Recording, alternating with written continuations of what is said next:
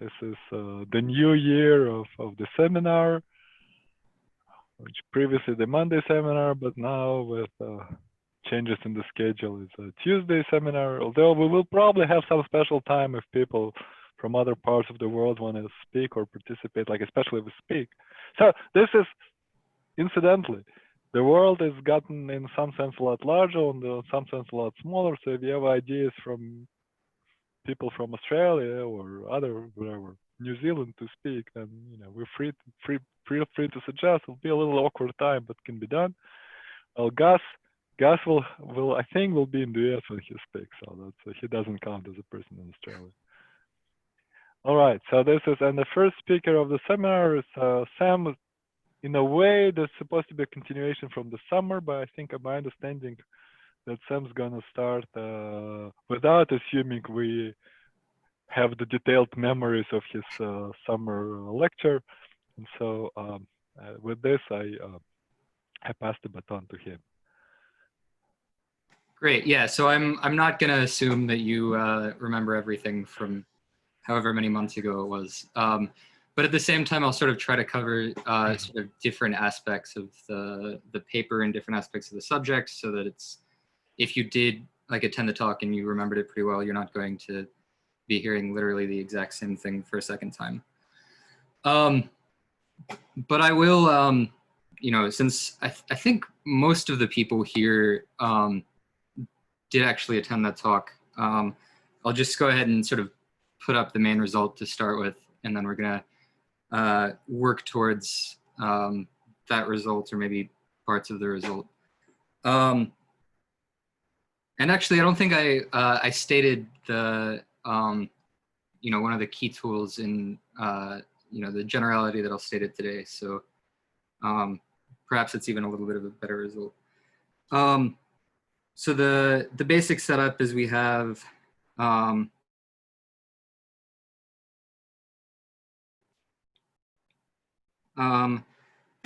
a particular type. So we're going to basically assume that pick of S is generated by -2 curves, so that it's simply laced,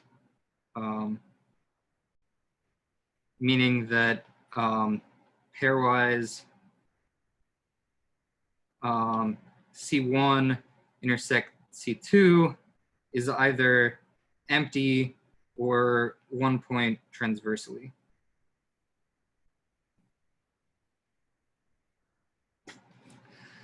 So if we're in this situation, then we can take the Kac-Moody algebra, which is based off of pick S. So it has Dynkin diagram, essentially the dual graph of the curves.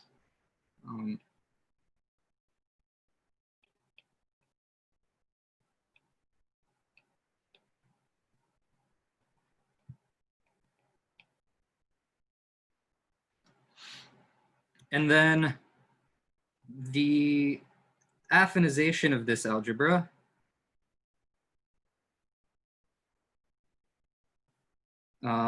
which is just defined in the same way as passing from a finite dimensional, say ADE Lie algebra, or more generally to its affine Lie algebra.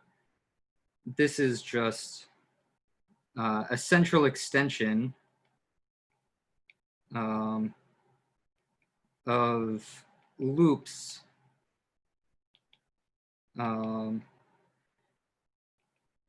and then maybe there's an outer derivation as well. So loops in the Kac-Moody algebra. So it's an infinite dimensional Lie algebra. Maybe this isn't a Kac-Moody algebra or even a Borcherdt's Kac-Moody algebra, but it's like a filtered limit of Borcherdt's Kac-Moody algebras or something. So it's a lot of the structure carries through. So the main result is that if M of V is the moduli space of sheaves on S with Mackay vector V, this is just sort of the discrete data capturing the moduli space. And this moduli space in general depends on choices, but in our case, it won't. Because we're taking V, which is in general the Chern character times the square root of the Todd genus of the surface. But for us, is just rank 1 torsion-free sheaves. And we take the direct sum over all alpha and n and the cohomology of M1 alpha n.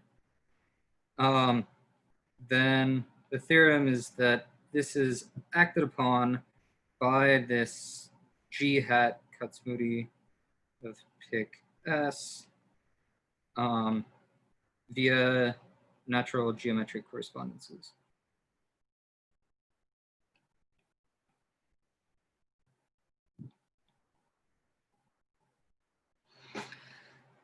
So I stated this result last time and gave sort of an idea of the proof, and today I'm sort of going to talk about how the result is proved, how similar results are proved with other Lie algebra actions on other moduli spaces of sheaves on a K3 surface, and sort of how one might prove similar statements in other geometric contexts.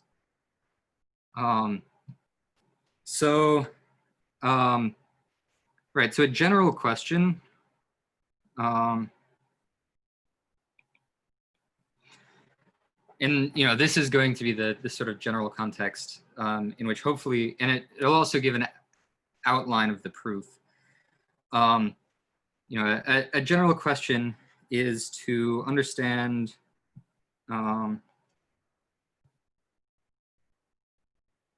structure of the Hall algebra of an abelian category.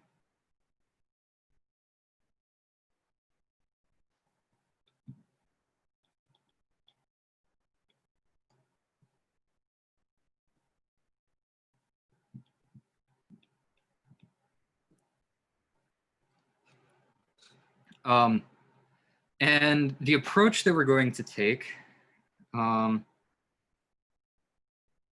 I guess first I'll define the Hall algebra. So the Hall algebra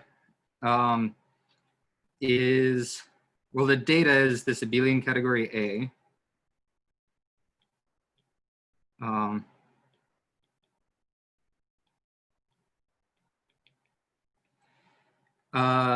Some cohomology theory, and I use cohomology theory in a sort of vague sense. This might be like ordinary cohomology, it might be cohomology in some sheaf of vanishing cycles, or it might be K-theory, or it might be something like this. So there's different varieties of the Hall algebra depending on which cohomology theory that you take.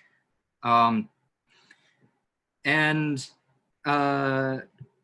it is we take the moduli space or stack of objects in A.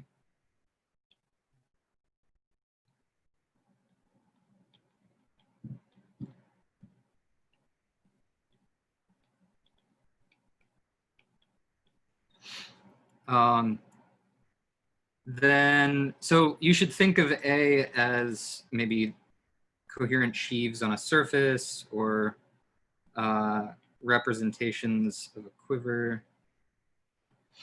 So the Hall algebra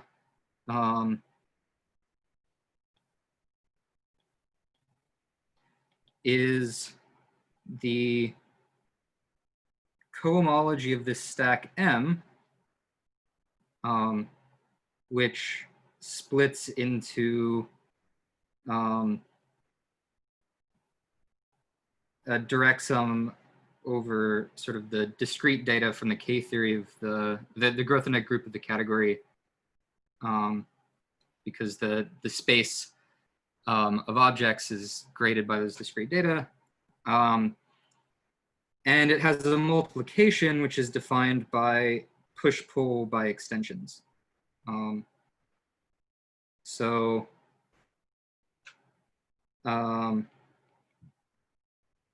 We have the stack of extensions And then we have, pi1 times pi3 this direction and pi2 times this direction. And in some situations, these have well-defined pullbacks and push forwards in cohomology, and multiplication is sort of pull and then push.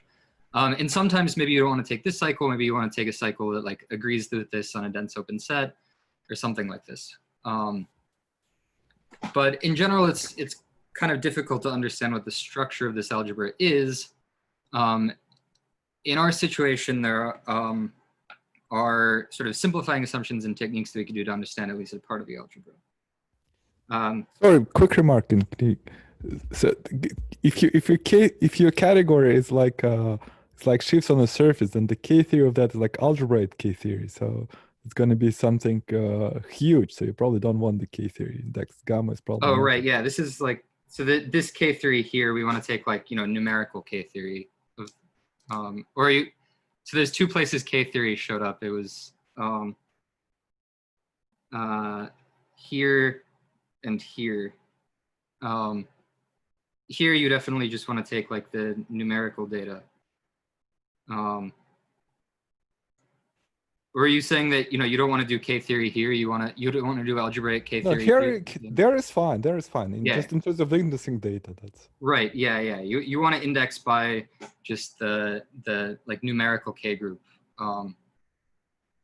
If it's this case where we have coherent sheaves on a surface.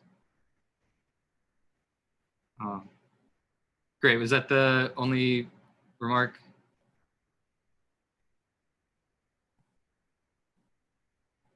All right. Right. So what's our approach to sort of understand this algebra? So the first thing is, if we restrict to left multiplication,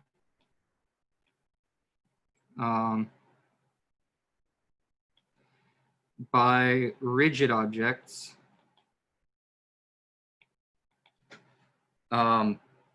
so, e.g. the moduli space of objects of that class is a point. Then all we're doing is looking for cycles between two moduli spaces. So we're looking for, m eta to, some cycle.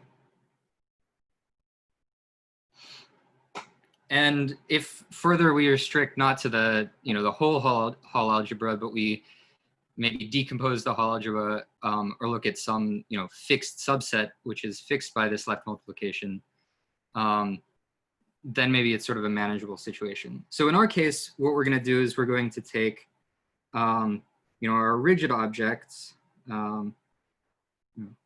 for us, A is coherent sheaves on a surface. The rigid objects are just, basically the sheaves that are supported on curves. Maybe this isn't exactly true because of the specific stability conditions that we're going to have to choose, but where C in our surface is a -2 curve, then these are like rigid objects, and so they're moduli spaces of points. And then we're also going to restrict to V in the entire cohomology of all objects, such that the Mackay vectors are of this form. There are a number of reasons to do this, but the key one is that here these are all primitive.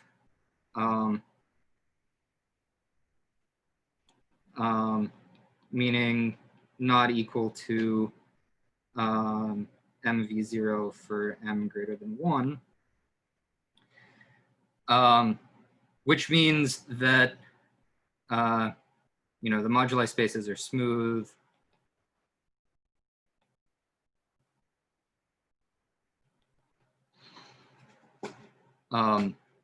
And so, you know, we can just use like ordinary cohomology and the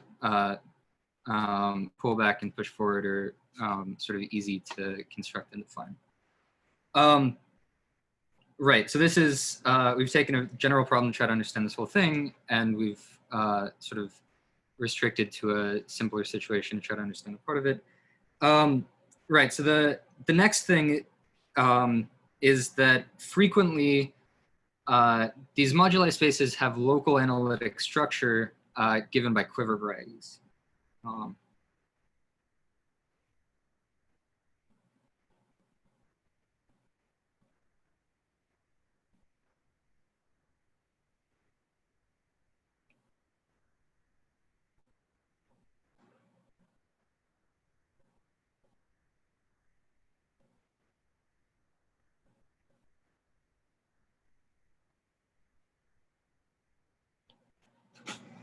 So,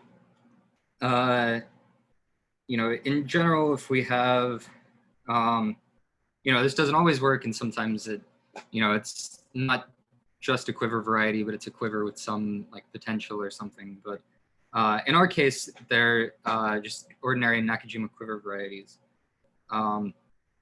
So around a point representing E in one of these moduli spaces, frequently, and so let's say maybe there's some sort of stability data. Frequently the map from a varying stability data is locally analytically isomorphic to a quiver variety for some data that depends on E, and the map from that quiver to its affine quotient. So this is just locally analytically.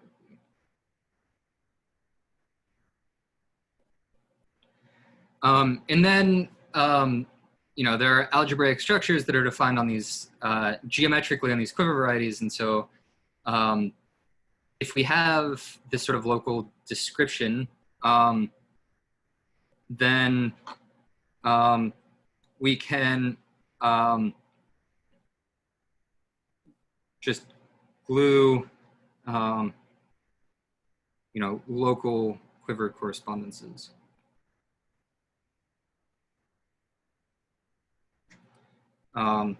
So let's say M gamma and M gamma plus eta are covered by open sets, each of which is locally analytically isomorphic to a quiver variety. Then frequently we can find, say, appropriate like extension cycles over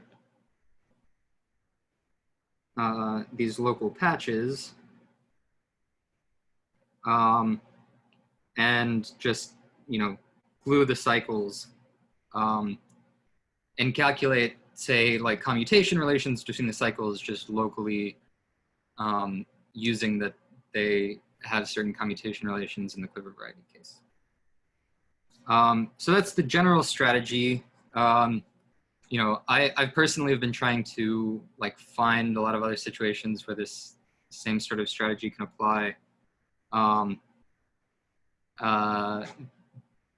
But it, you know, it sometimes you need a lot more than just this. But in our particular case, you know, there is more. But this is sort of the general outline of the proof that works to define this Lie algebra action, and you know, more generally for other moduli spaces of sheaves on K3 surfaces, given you know, a conjectural or proven description of the local structure of the variation of stability masses, quiver varieties, you can define, you know, exactly these Lie algebra actions. Great. So, right. So I'll go ahead and start talking about the things about this particular situation that are nicer, and allow this sort of general argument to go through without a hitch. So the first thing is that, you know, for S, a K3 surface,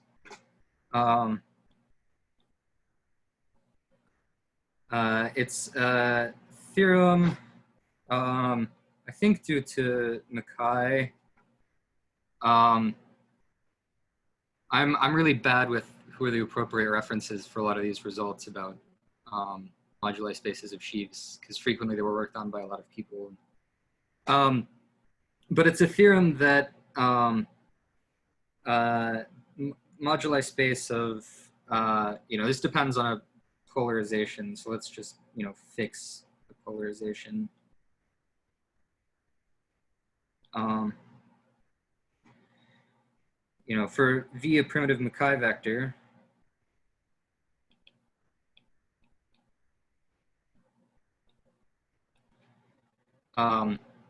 you know, M of V is hyperkähler.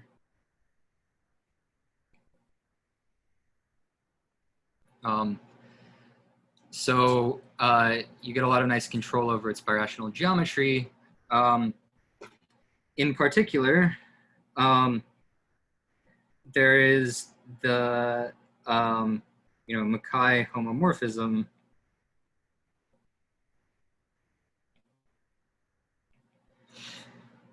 which says that the Nearon-Severi group of M of V, which is, you know, pick modulo pick 0, so it's like the lattice of divisors up to numerical equivalence, or you know, and what this does is it controls the birational geometry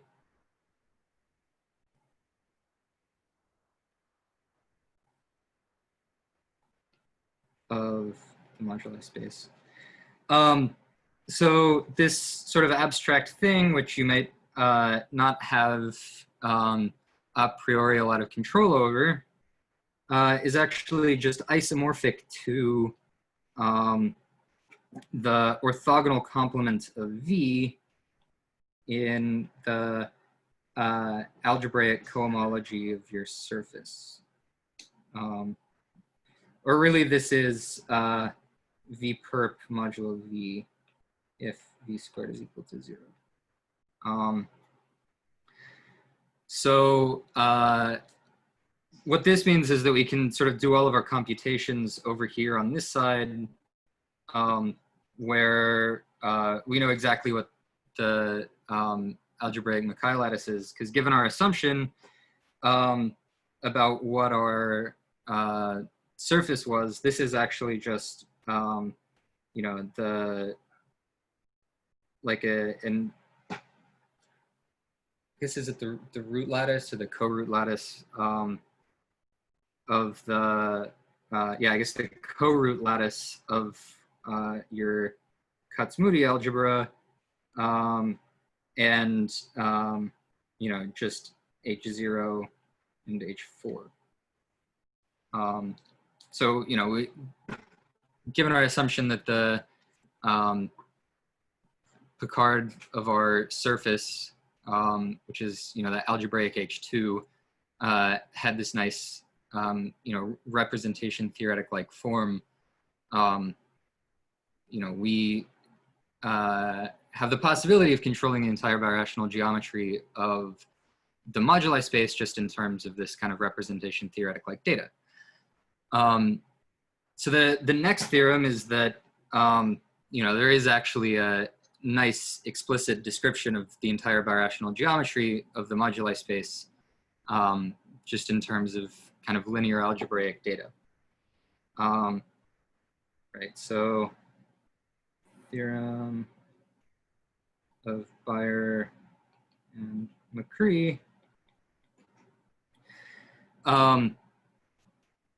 Right, so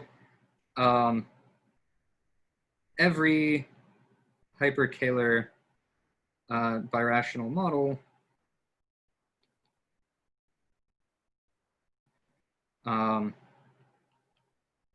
of M of V is M sigma V, and what this is a moduli space of stable complexes,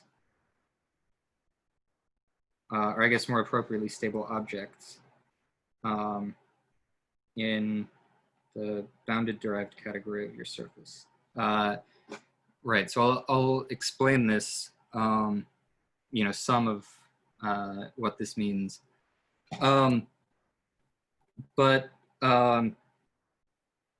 Right, so basically this means that we can do everything about the birational geometry, so in particular find these geometric cycles by studying moduli spaces of stable complexes on the surface. And we get more than that, actually. We get a very explicit description of how this is done. So the second thing is that there's an explicit map from the space of stability conditions, which I'll explain shortly.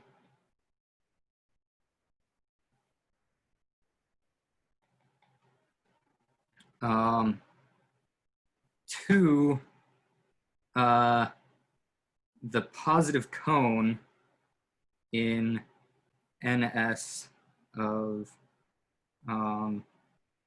let's just say MV,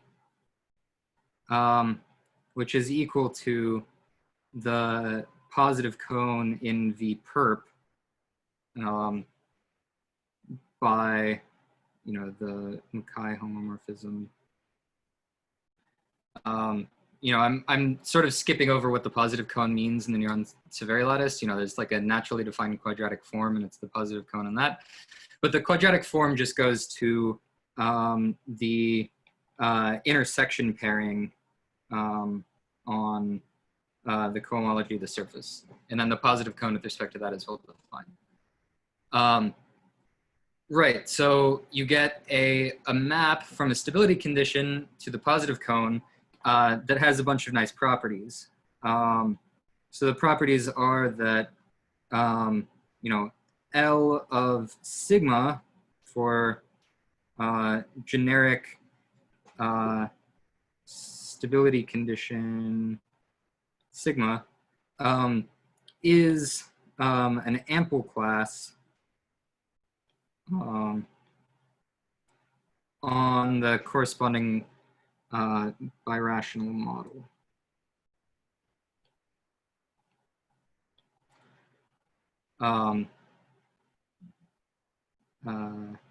And sigma V. So every point in the positive cone is going to correspond to some birational model for your hyperkähler variety. And, you know, there's this explicit map L that takes a stability condition and sends you to the corresponding birational model. You know, it's surjective, so we get every birational model this way. And what it does is it takes the real quadratic intersection walls in stab dagger of S, and it just sends them to the linear walls in the positive cone,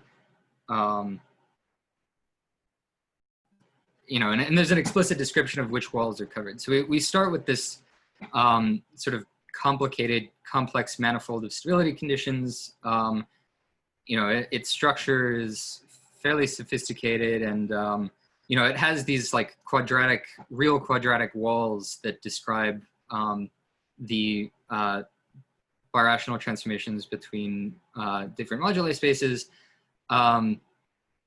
But what this map does is it just sends them to the walls. These quadratic walls are sent to linear hyperplanes in the positive cone, which is you know, a significant simplification because maybe the space of stability condition has like some gaps in it. You know, it's topologies related to like derived autoequivalences of the surface. And then it just has some sort of, you know, curved walls that intersect in who knows what sort of way. But that just gets sent to just linear hyperplanes. And there's an explicit description of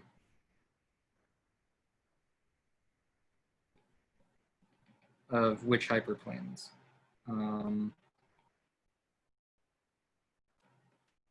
Based on numerical data.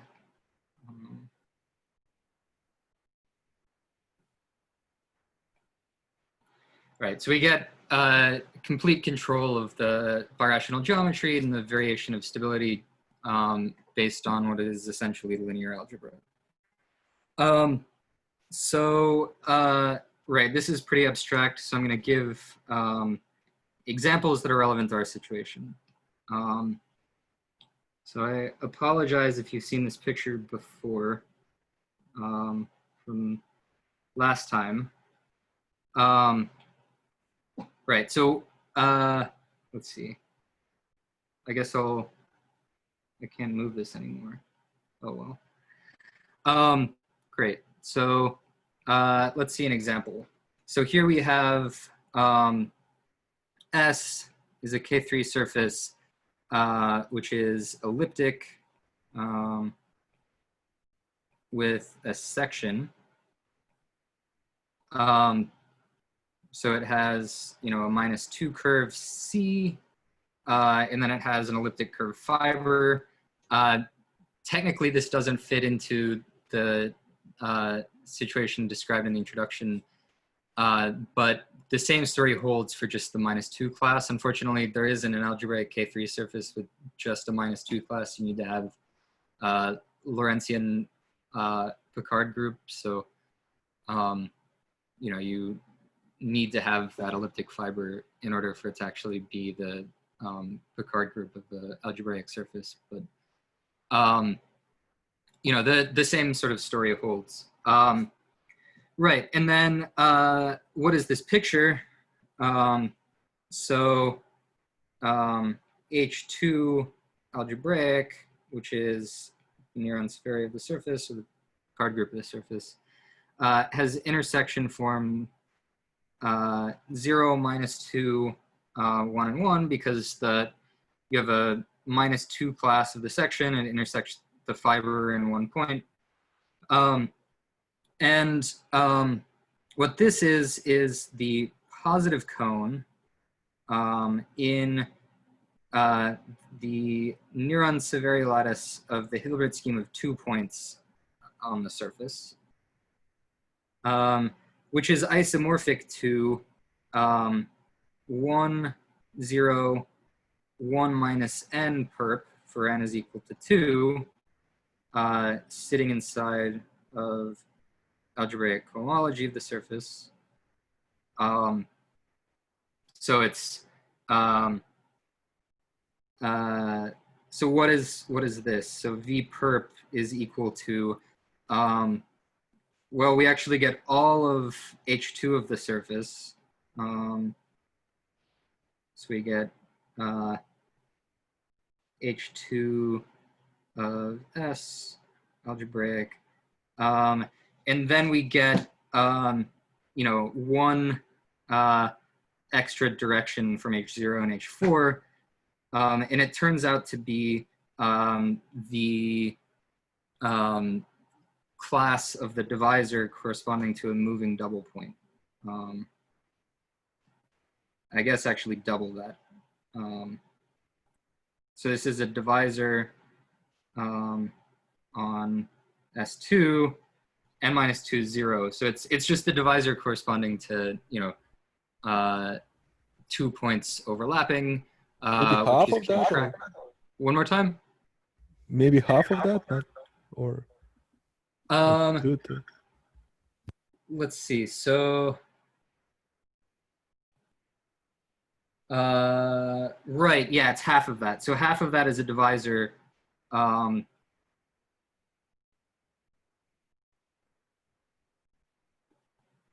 Right, and I think you have to double it in order for it to be contracted. It's either 2 or 1/2. I'm actually not entirely sure. I'll take your word for it that it's 1/2. What is n? N here is actually 2, but I'm writing formulas that hold in general. So n is 2.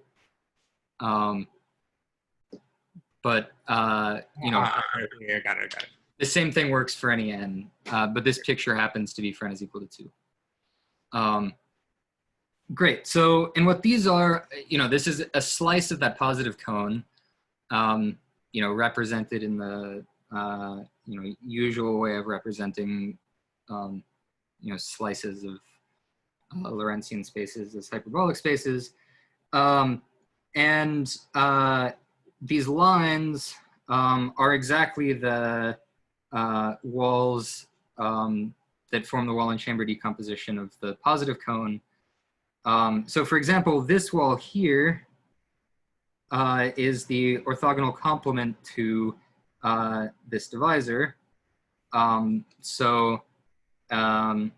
A class on that is a big enough divisor on the Hilbert scheme of points that corresponds to the Hilbert-Chow contraction to the double symmetric power of the surface.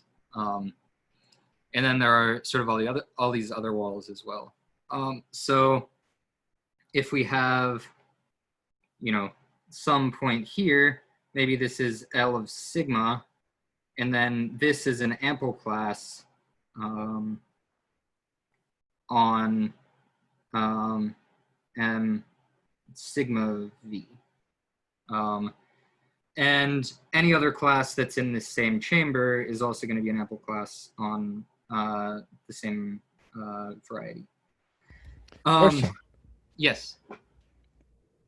Are this hyperplanes somehow have something to do with roots of your Lie algebra or something else? Or Right. Yeah. So the in general, I actually don't know what all of the roots are like, but in general, so the roots that occur arbitrarily close to this Hilbert-Chow hyperplane are roots of that Lie algebra. Many of the other ones are related to roots. So the roots that are close to this are roots of the Lie algebra. A lot of the other ones are related by derived equivalences. The derived equivalences on your surface act on the Hall algebra by algebra automorphisms. So one particular example of a derived equivalence is going to be a spherical twist that acts by reflection in this hyperplane that I'm reflecting over, which means that you're also going to get some sort of affine Lie algebra structure here. For this particular surface, that gives you all of the walls up until like the Hilbert scheme of 7 points, where there are just some extras that show up that I have no idea how to describe. So some of the walls are related to roots, and that's going to be sort of the key takeaway of this lecture. Many of the other walls are related by derived equivalences to those roots, but some of them just sort of come out of nowhere, and I don't really know how to properly describe them. Does that answer your question? Okay, well, hopefully it'll become more clear soon. Great, so this is sort of the positive cone. Now, what happens in the space of stability conditions, and how is this related to correspondences inducing algebra actions? and also how is it related to this Lie algebra? Right, so I'll state this as a proposition, proposition. So near a big enough divisor on Sn corresponding to the right. So I guess let's take C is a ADE collection in S. So a finite ADE collection on our surface S. Maybe that's type A, that's type D. Then let S, let's just call it S curly C, be what happens when we contract this collection. Then there's a dominant map from Sn to sim n of Sc. And there's a corresponding big enough divisor on the Hilbert scheme that corresponds to this particular map. So in the case of 2 points on this elliptic surface and our contractible collection is just the section, that means we're caring about this particular big and Neff divisor class, and it corresponds to the symmetric square of this singular surface. So the proposition is that near this, the walls in the positive cone are exactly, well, are in one-to-one correspondence, preserving angles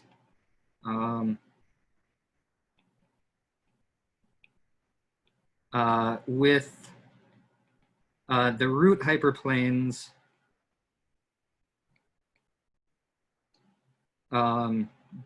delta perp and alpha plus k delta perp, where root hyperplanes in the corresponding affine Lie algebra associated to the curve. Alpha is in the finite root system corresponding to the curve. And k goes from 0 up to n-1. Right, and the proof here is just literally like writing out explicitly the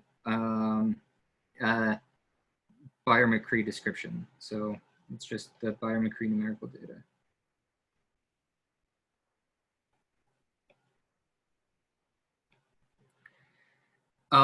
Right, so this should give an indication of, the relation to quiver varieties, because these turn out to be the same as the walls in the space of stability condition for an affine ADE quiver with the corresponding dimension data. But we'll get to that later. What I wanted to actually do was describe, what the map, the sort of determinant map, this map from the space of stability conditions to these walls look like in this case. So I'm gonna, briefly recall sort of what the space of stability conditions is. And this is essentially a diagram that I gave over the summer. I'm not actually going to define a stability condition, but I'm going to essentially give the data that it corresponds to. One key piece of data is a map from the numerical Grothendieck group, or just the same thing as the Mackay lattice, to and let's ignore the zero class. Then we get a map called the central charge, which is pairing, up to some, kind of useless group action, is just pairing with e to the beta plus I omega, and it sends you to the complex plane minus the origin. So, this is everything in the, this is essentially like an arbitrary linear map, which, because we have a quadratic form, is given by a pairing with some complexified element. But, things can't be zero, and it turns out that in this case that, we might as well take the exponential of beta plus I omega, where, this is kind of like a complexified Kähler class. So,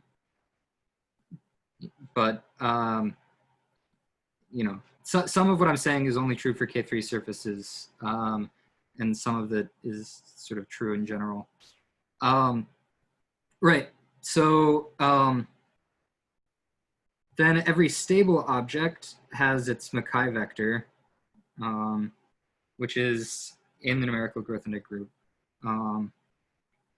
And then for stable objects, we get more than just a central charge, which is a non-zero complex number. We actually get a lifting of the central charge to the universal cover of the complex plane minus the origin.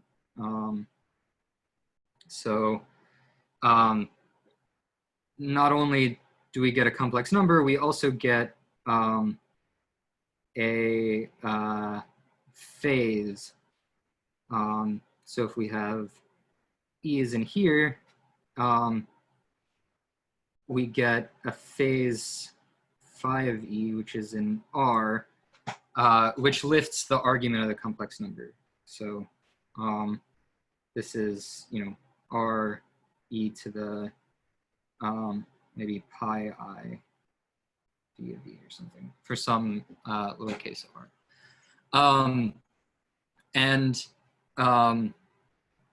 Right, and we can more or less vary the central charge of objects independently. And the space of stability conditions is the space of all this data. Stab,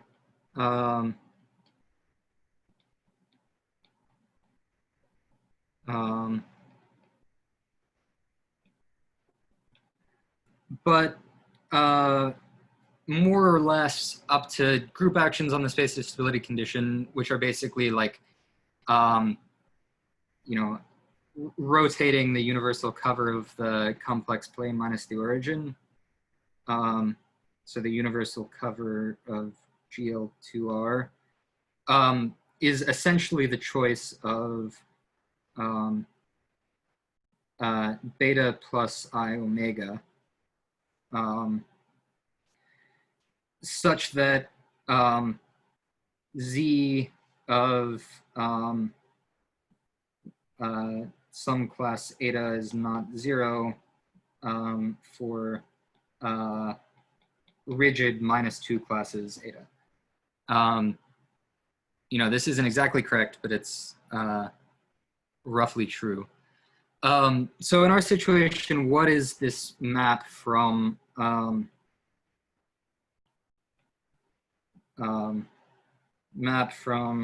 stab dagger of S to positive cone of Sn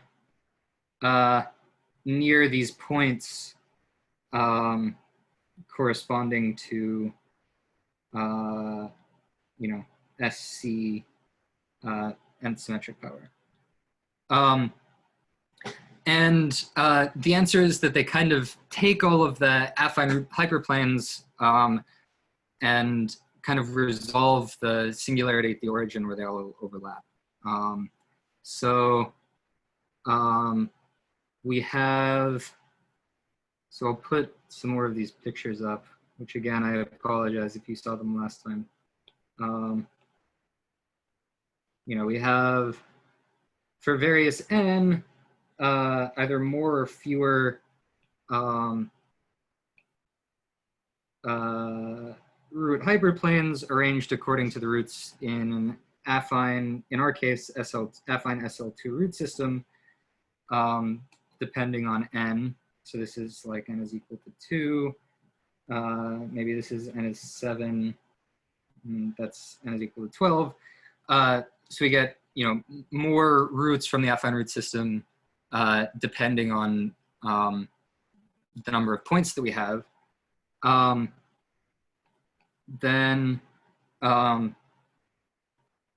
we have walls in the positive cone. Let's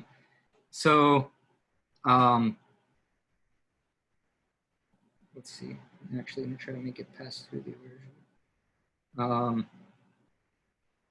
Right, so we have some number of walls. It turns out that, this is the Hilbert-Chow wall, which is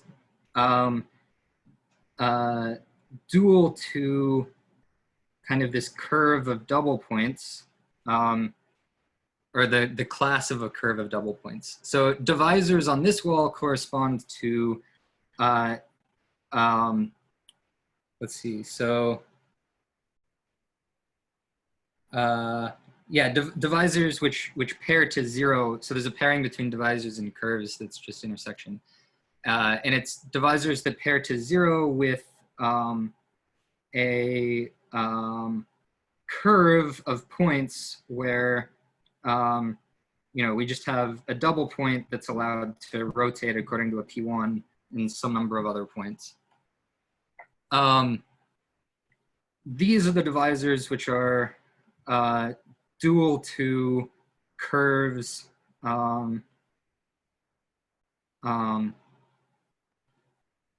which correspond to just, if we have our curve C, we have one point that's allowed to move along the curve, and all of the other points are just somewhere else. And then the others correspond to, so let's take like the kth hyperplane. This is CK perp, where we have maybe k minus 1 points that are fixed on the curve, 1 point that moves along the curve, and so many other places. So these all give P1s that are contracted in some birational model of the Hilbert scheme.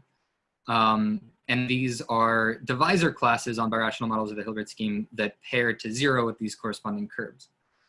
So it turns out that in the, right, so here's our determinant line bundle map, or the Bayer-McCree map, which sends the space of stability conditions to the positive cone. And now we're going to restrict to, a specific limit in stab, where omega squared is very large, omega squared paired with our curve is very small compared to omega squared. And basically all of the other data has to remain bounded.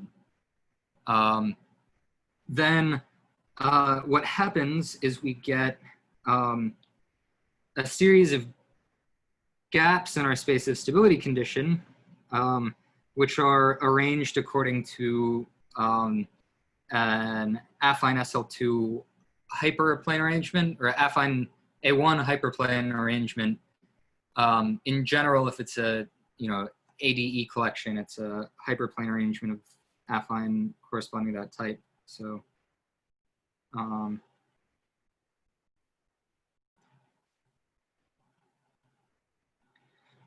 and these are all like places where there are actually not well-defined stability conditions. So this is the locus where Z of OC of K is equal to 0. So there are, these are quadratics, but in the limit, they kind of look sort of like lines. If we choose our parametrization kind of appropriately. And right, so I might go to the other page and redraw this picture. So the the right way to draw the spaces of stability conditions in this context is, even in this simplest case, even after you quotient by the group action, it's still like 4-dimensional. So what I do is I keep track of the data, which is, stab, dagger of S, maybe like a slice of it, is parametrized by beta and omega, which lie in the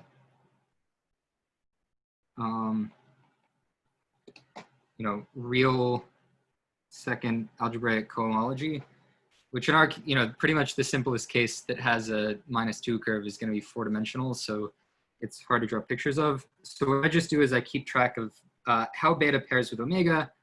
I keep track of how omega pairs with your curves.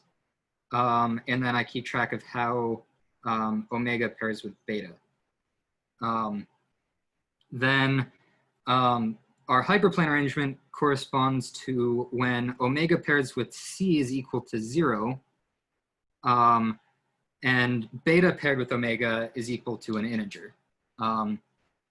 Right, so these are not in the space of stability conditions on account of the fact that Z of OCK is 1 beta plus I omega beta squared over 2 minus omega squared over 2 plus I beta dot omega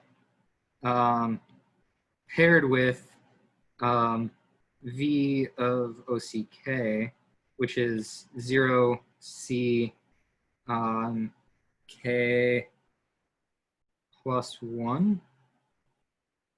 Yeah. And this is equal to beta dot C plus I omega dot C plus K, sorry, minus K minus 1, which can only be 0 if, sorry, that should be omega dot C. This can only be 0 if omega dot C is equal to 0 and beta dot C is an integer. So we get all of these hyperplanes that are sort of taken out of our space of stability conditions. And then the walls, so we also have this wall beta dot omega is equal to 0, which gets mapped. So the wall beta dot omega is equal to 0 gets mapped to the Hilbert-Chow wall. And then we also have all of these other walls, which are quadratics that intersect these lines. And then these blue walls are walls where the phase of OC minus K, I guess I just did plus K, and the phase of an ideal sheaf corresponding to a point in the Hilbert scheme are real multiples of each other, which means that we're allowed to get some sort of birational contraction. And what do the birational contractions correspond to? They correspond to, right, so if we hit one of these blue walls, so hit blue wall,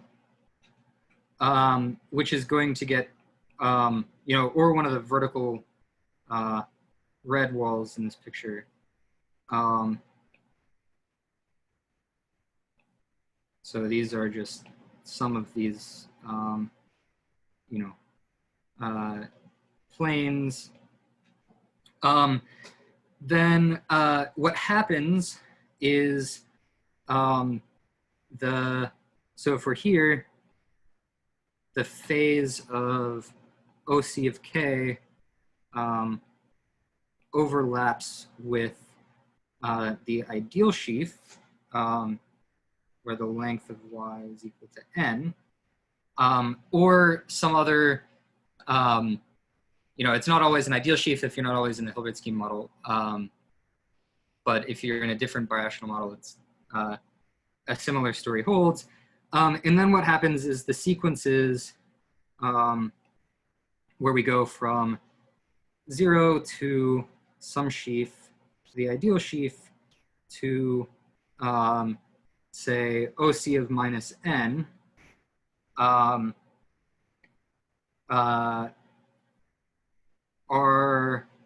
short, you know, there exists such a surjection if and only if we have n points in y are on C. And if there is such a surjection, then this sequence destabilizes the ideal sheaf. And in the birational contraction from M of V to M,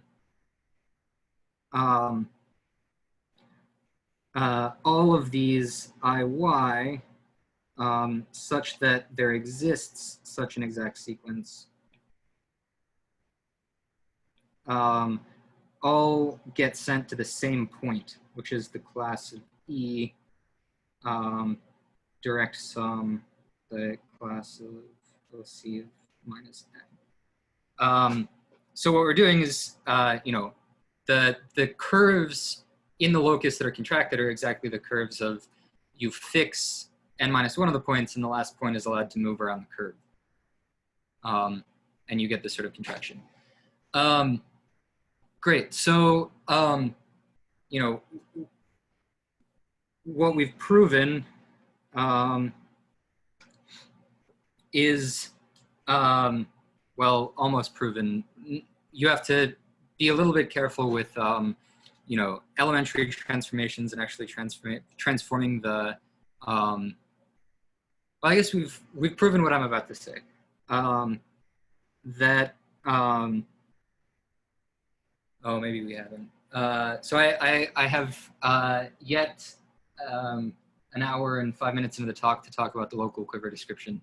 I got kind of sidetracked and this part took longer than I wanted to. So we haven't proven anything yet. Right, so I gave a description of what the space of stability conditions is and how that gets mapped to the positive cone and what the roots are in the case of being close to big enough divisors corresponding to symmetric powers of contracted surfaces. Right, so if you're, if you know a lot about the relationship between affine Lie algebras and quiver varieties, this picture of increasing number of hyperplanes arranged according to affine root systems should sort of clue you into something about the variation of stability of affine AD quiver varieties.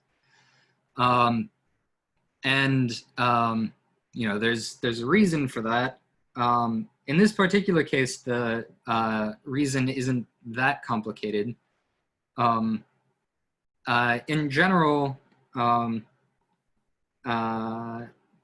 story can get a little bit hairier. But you know, I'll go ahead and sort of describe generally the relationship between birational contractions on moduli spaces and of sheaves on K3 surfaces, say, and birational, dominant birational maps from Nakajima quiver varieties. So local quiver descriptions.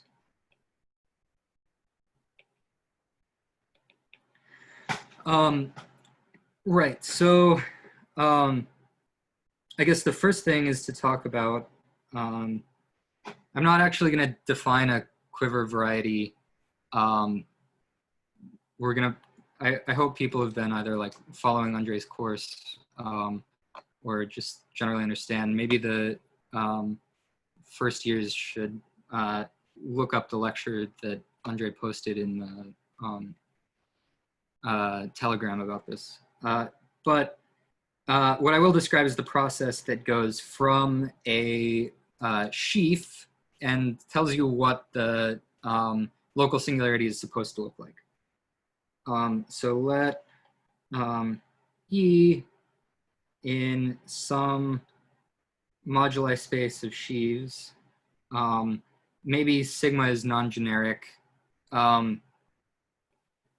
so that, you know, there's a singularity and E isn't necessarily simple, or not necessarily stable, but polystable or semi-stable. Be a point corresponding to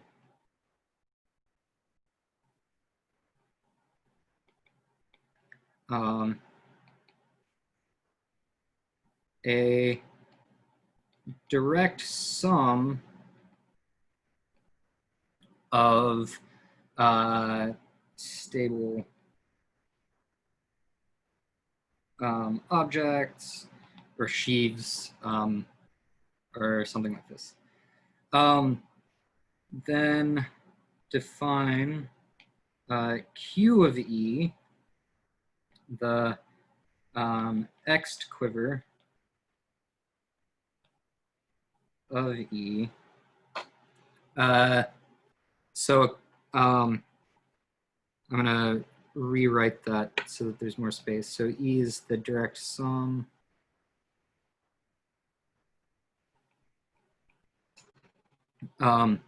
so Q of E is going to have vertices labeled from 1 up to n.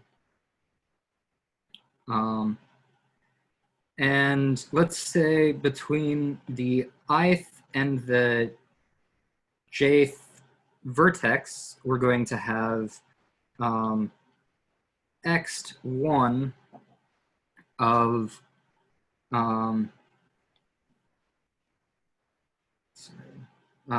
EI to EJ arrows. And since we're going to double the quiver eventually, it doesn't matter the orientation. But what does matter, well, you know, this is sort of the same thing. On the, we're also going to allow self loops, and at say that n minus first vertex, we're going to have Ext1 of E n minus 1, E n minus 1 over 2 self loops. And then the reason for this is that if we then take the corresponding quiver variety, so M of Q of E, and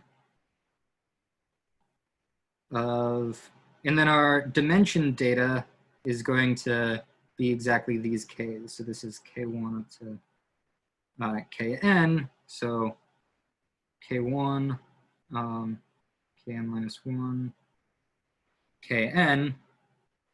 And then we're actually going to take 0 framing data,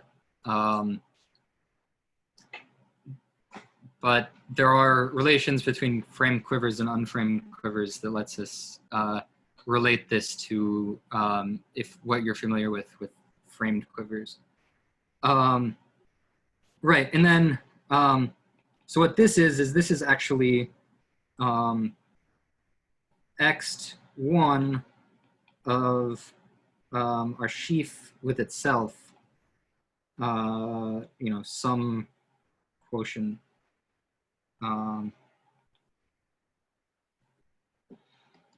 with respect to some stability data. And you know, why do we care about this? Well, this is because this is the tangent space to the moduli space at the point E. Maybe like the formal derivations, and we only care about derivations up to these automorphisms. So the whole thing should be something that corresponds to the local structure of the moduli space. And I'll sort of phrase that as a theorem. Let's say, you know, so this doesn't always work, but subject to some conditions, it, well, conjecturally always works. Subject to some conditions. There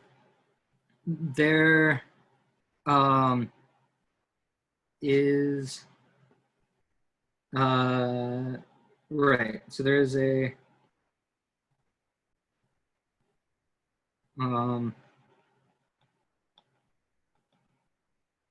isomorphism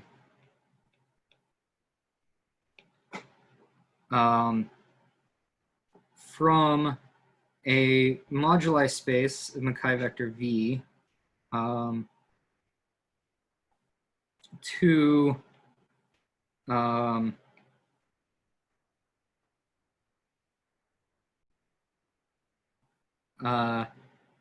the point in the non-generic, from a generic adjacent stability condition to this point in the space corresponding to a non-generic stability condition. This is going to be isomorphic to the quiver variety of E with 0 stability condition in this dimension vector.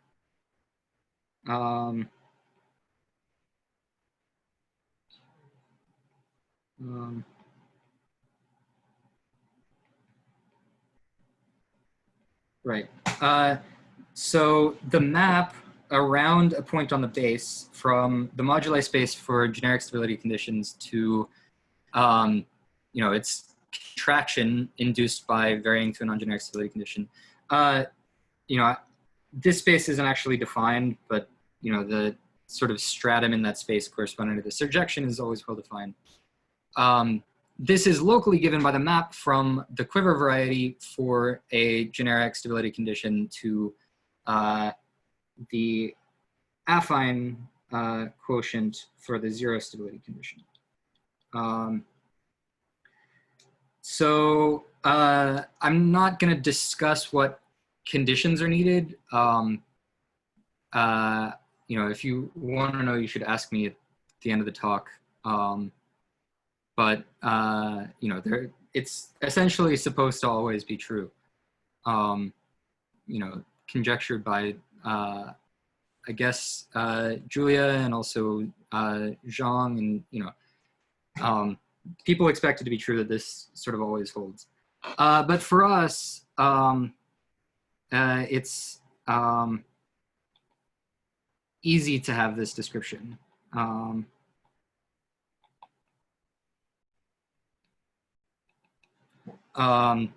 Since if we take an affine ADE collection in our surface, we can take a analytic open neighborhood around that collection such that this is isomorphic to C2 modulo gamma blown up.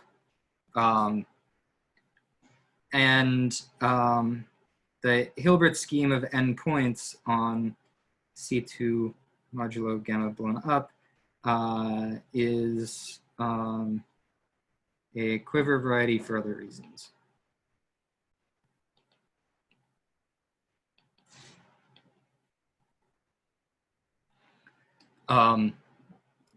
For the corresponding affine ADE quiver. So this is, I guess, type A4. So the corresponding quiver in that case would be affine A4. And then you take one-dimensional framing node at the affine root, but it turns out by work of Crawley-Boavie that this, in the particular case of one-dimensional framing node, is the same as an unframed quiver for the choice of stability condition and dimension data.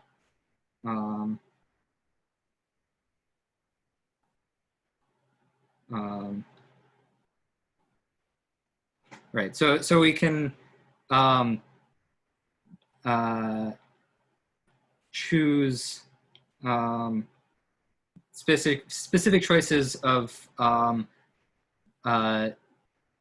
dimension and stability conditions on an unframed quiver, and it's equivalent to the one with the framed quiver.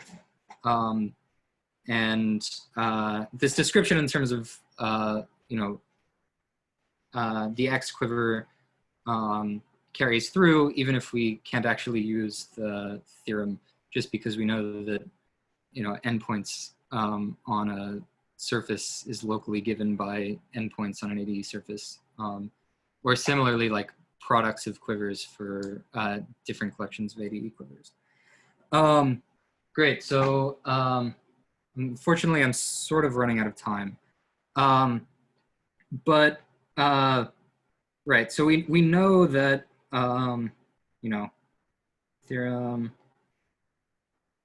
Nakajima, there exists an action of a Kac-Moody algebra on the cohomologies of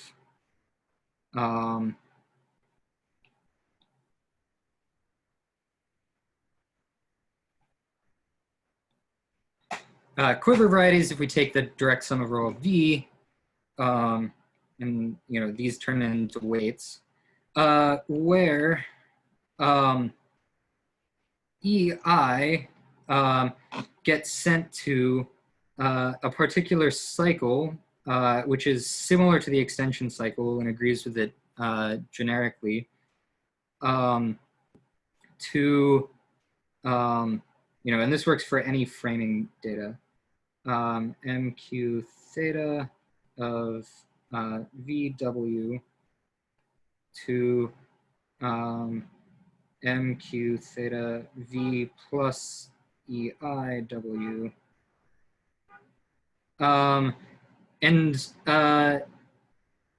E gets sent to an irreducible component of the fiber product over the map to the affine quotient.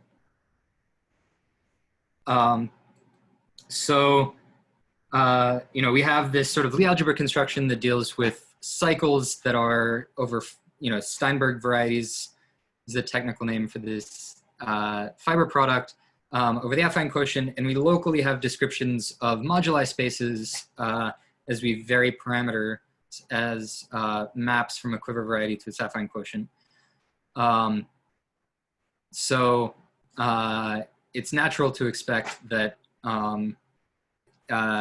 if things go nicely, that you can sort of glue these correspondences and produce Lie algebra actions on the moduli spaces of sheaves on K3 surfaces.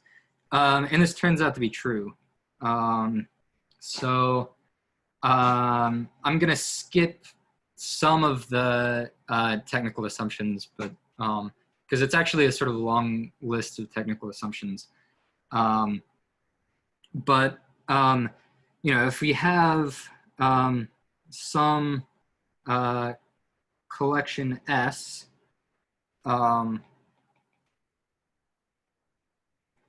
of rigid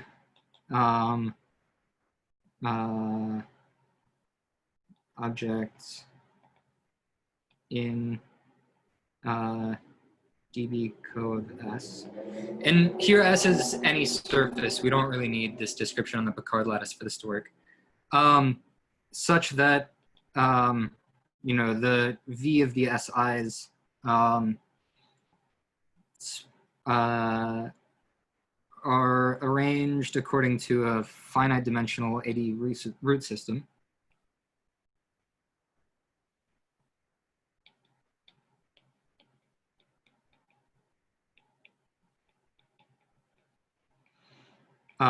Meaning just their Mackay vector pairings with each other's. The Gram matrix of this is a positive definite, or I guess negative definite, simply laced lattice. Then, you know, subject to some conditions,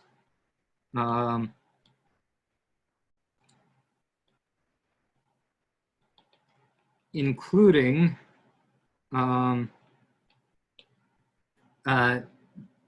local description of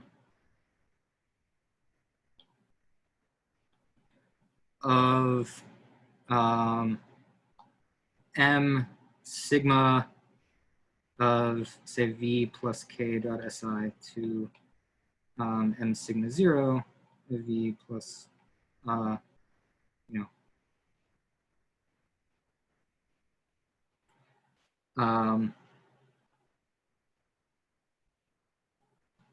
as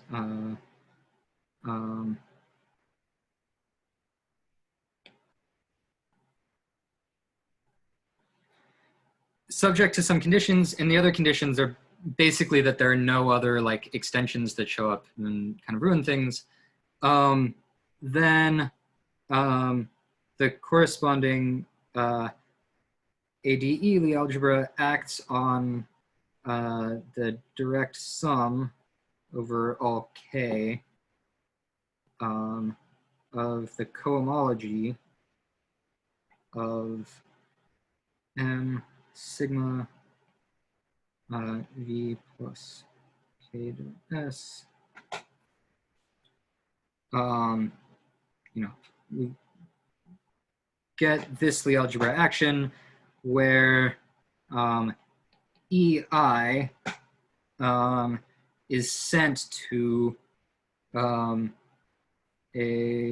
irreducible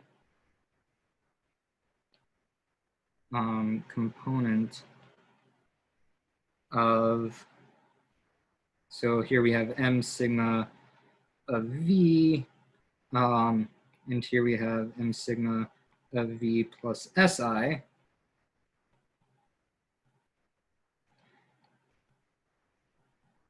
And, you know, there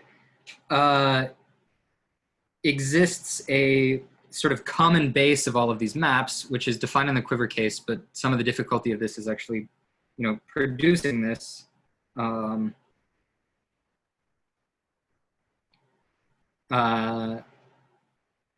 Right, so there's a, you know, this variety exists. There are maps from these moduli spaces to that variety that factor through the contractions given by varying from sigma to sigma 0.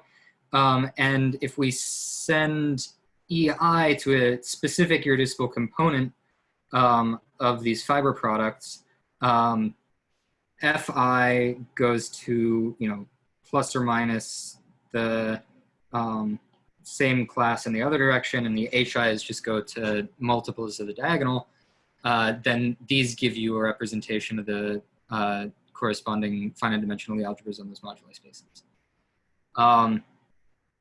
So, you know, what's the basic idea of the proof? So we have, you know, let's take the lattice spanned by V and S1 up to Sn. Because S1 up to Sn is negative definite, and we're assuming that there, you know, exists a positive dimensional moduli space in here, that this turns out to be a Lorentzian lattice, then the space of,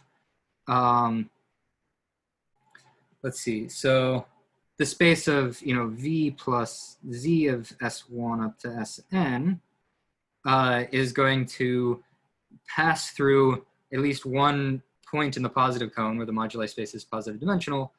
But because the SI span like a negative definite space, this is quickly going to leave the positive cone. So if we just, you know, blow this up, then our pairings with the SI are going to give a wall and chamber decomposition of the lattice of V plus these.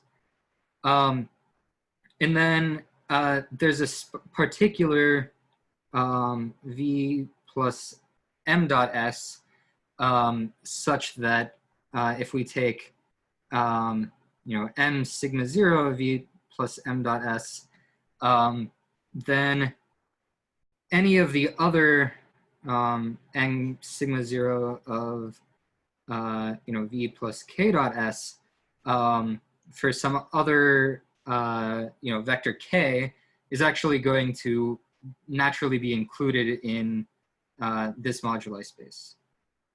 So this is going to be our definition of M sigma V plus ZS. And the reason for this is if we're in the positive cone, then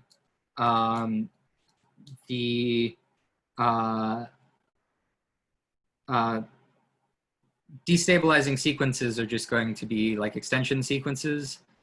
And so we can just, you know, add some number of the SI, and that gives an injection from M sigma 0 of V plus K dot S to M sigma 0 of V plus M dot S. And in the other cases, the destabilizing sequences are some combination of spherical twist sequences. You know, so if in the Weil chamber, then this is easy. If we're not there, then we have to compose by some destabilizing sequences of spherical twists. So spherical twist destabilizing sequences.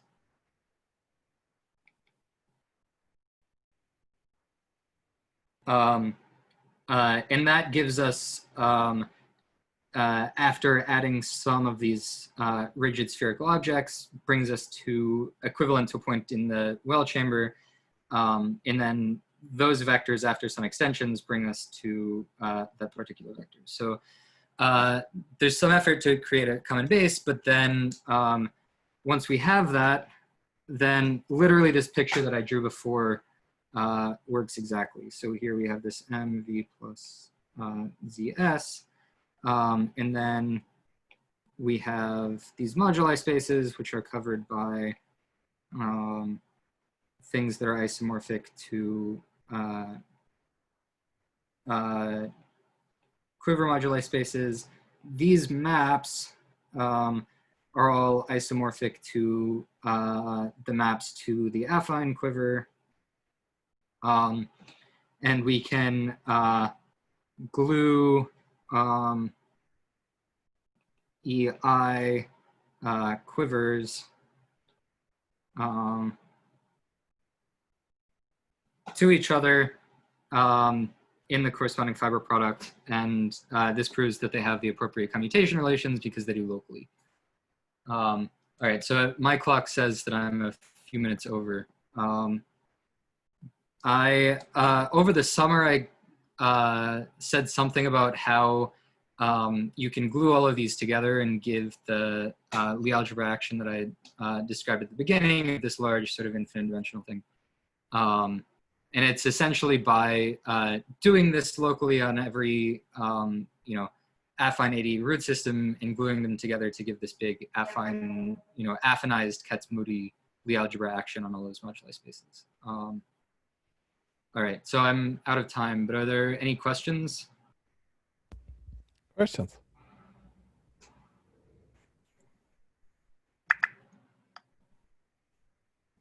I can ask my usual question. Okay. That suppose if your local kind of quiver is not of with a positive definite form, is there anything can you somehow save any of the argument, or that's just not going to work at all? Yeah, so the assumptions get more difficult. I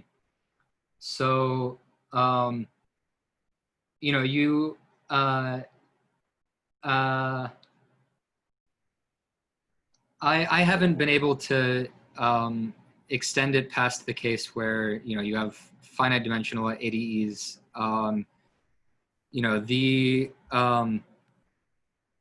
But it's it's probably true. I don't have a lot of good examples of places where I know that the corresponding quiver descriptions look like they're supposed to.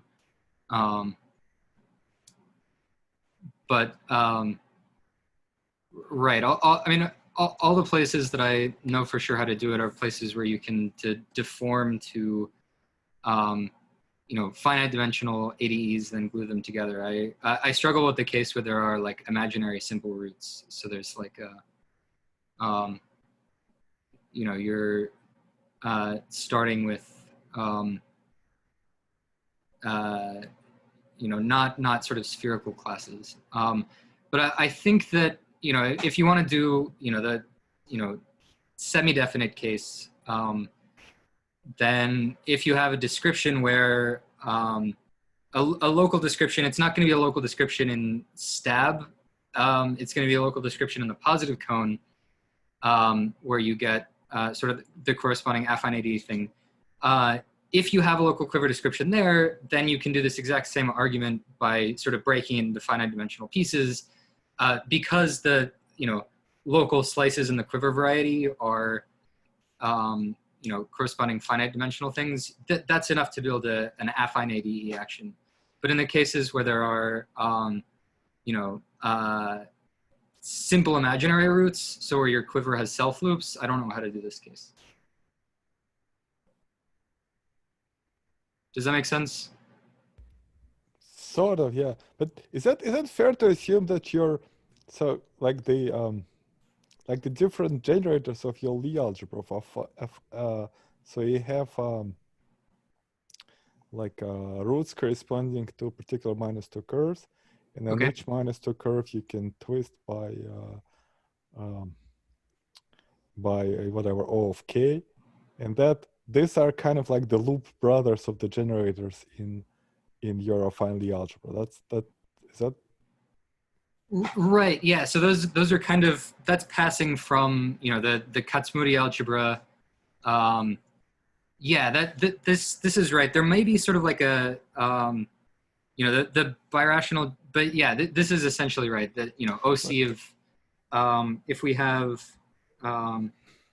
sort of G Kac-Moody is essentially related to OC of -1 for C arranged according to the Cartan matrix of the Kac-Moody algebra, and then this hat is going to be OC of K for OK. So in your kind of main example where you have your matrix is like -2, 1, 1, 0. Right. So you get like the fiber class and all of its twists, and you get the right. So I actually don't know how to do it with the fiber class. So if I want to do everything with that example, because the fiber class is moving, so it's not a -2 curve. So if I want to I like to think about this because here you really only get this -2 curve, but you can deform this to such a place where the elliptic curve breaks into a singular fiber, and then here you actually get -2, -2, -2, -2. Okay, let's do that example. So you have that example. You have a bunch of candidates for kind of generators of your Lie algebra. Right. And then can you kind of investigate how big is the actual algebra generated by these guys? Is that really so? So the algebra generated by like OC minus K, OCK for all of these curves. That would be the algebra, your affine Kac-Moody thing. Right. That's the affine. Yeah, that's the sort of affinization of the Kac-Moody thing. That. Okay. Right, and then hopefully there are maybe line bundles on the corresponding cycles that let you add like a second loop.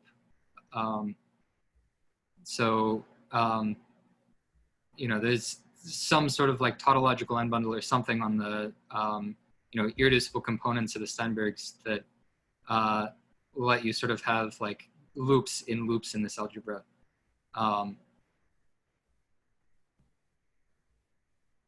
That act on K theory, or maybe like polynomials and loops that act in cohomology.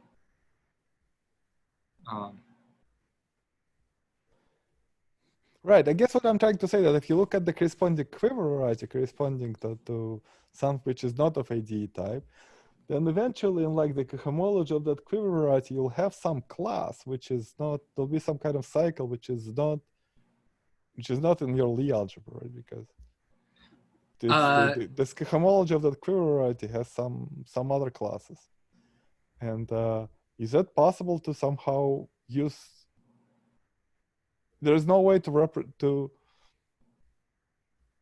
I'm not, right, so not sure what I'm trying to say. So inside, so you look at all kind of possible extensions between these classes, and there's somewhere there, it's going to look a little bit like the quiver variety. And so somewhere there must be some cohomology class that you can use. Is that it's not how it works, or is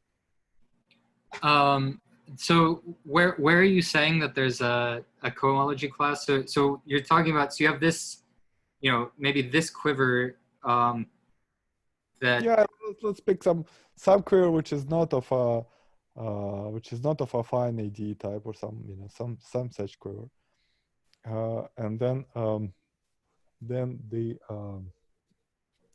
then it's this Lie algebra on cohomology corresponding quiver, right? It's going to act well. It'll be some representation, but it's not going to be irreducible. There'll be some right. class. That's right. Maybe it's only irreducible in like middle dimensional cohomology. Yeah, something like that. So in particular, there'll be some cohomology class which is not in the image of your generators. Is that can you still somehow reproduce some kind of element in the whole algebra that would be you could that should be there, but it's not visible from your affine Kac-Moody, or is it not? I mean, the action on lower dimensional cohomology groups, I mean, the usual way of computing this is doing this intersection homology story. Mm-hmm.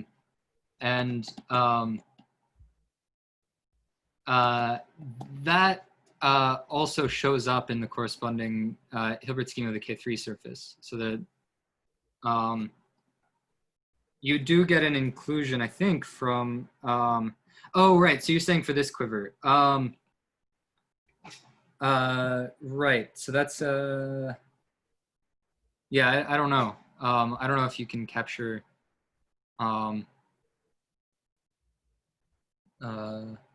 All right. I should let other people ask questions. Is this local description in terms of quiver varieties special to moduli rank 1 sheaves, or do I have similar descriptions for higher rank sheaves? You should have similar descriptions for higher rank sheaves. This isn't always proven. Essentially, it depends on, the description depends on the, so the description as quiver depends on the formality of, the deformations of E. It's been shown in,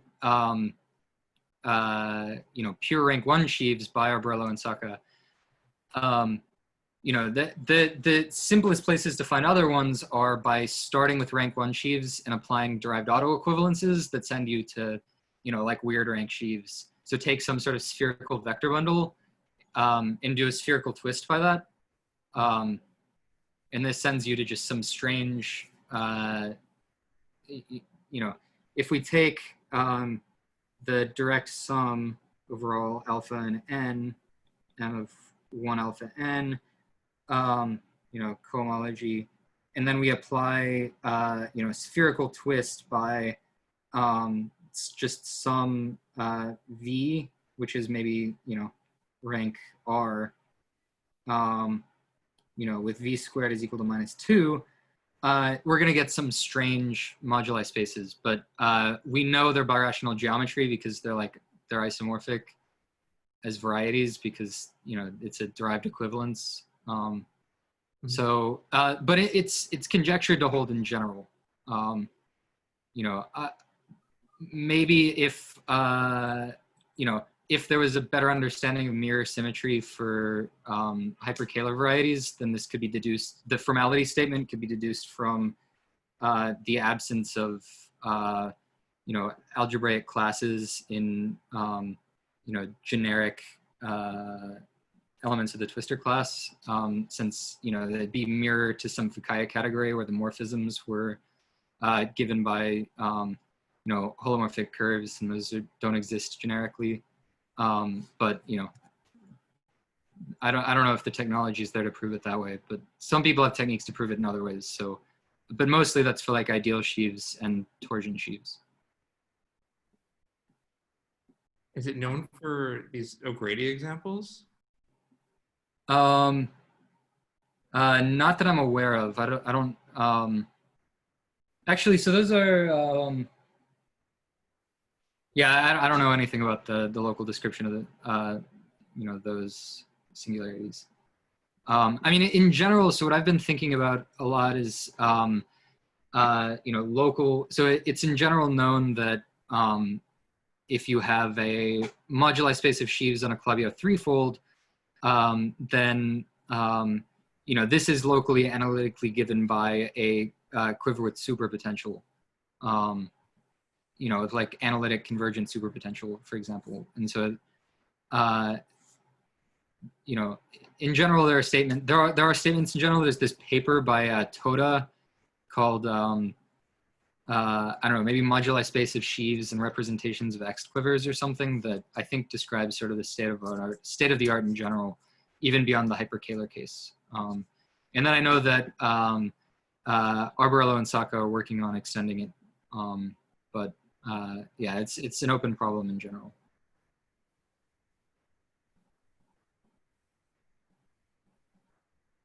Thanks so much.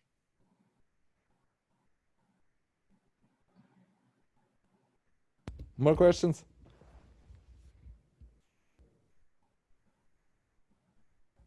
All right. If there's no further question, let's thank Sam and meet again next week at 1.